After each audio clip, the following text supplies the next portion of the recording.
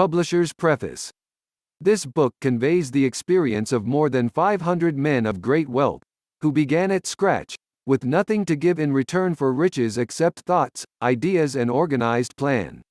Here you have the entire philosophy of money-making, just as it was organized from the actual achievements of the most successful men known to the American people during the past 50 years.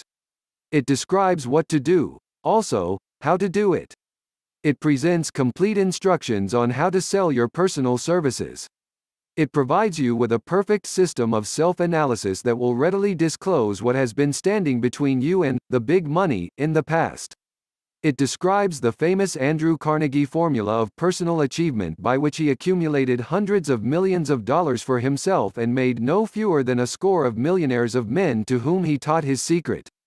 Perhaps you do not need all that is to be found in the book. No one of the 500 men from whose experiences it was written did. But you may need one idea, plan or suggestion to start you toward your goal. Somewhere in the book you will find this needed stimulus. The book was inspired by Andrew Carnegie, after he had made his millions and retired. It was written by the man to whom Carnegie disclosed the astounding secret of his riches, the same man to whom the 500 wealthy men revealed the source of their riches. In this volume will be found the 13 principles of money making essential to every person who accumulates sufficient money to guarantee financial independence. It is estimated that the research which went into the preparation, before the book was written, or could be written, research covering more than 25 years of continuous effort, could be duplicated at a cost of less than $100,000.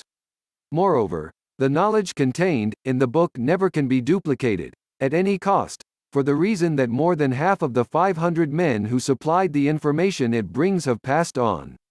Riches cannot always be measured in money. Money and material things are essential for freedom of body and mind, but there are some who will feel that the greatest of all riches can be evaluated only in terms of lasting friendships, harmonious family relationships, sympathy and understanding between business associates, and introspective harmony which brings one peace of mind measurable only in spiritual values. All who read, understand and apply this philosophy will be better prepared to attract and enjoy these higher estates which always have been and always will be denied to all except those who are ready for them. Be prepared, therefore, when you expose yourself to the influence of this philosophy, to experience a changed life which may help you not only to negotiate your way through life with harmony and understanding, but also to prepare you for the accumulation of material riches in abundance. The Publisher.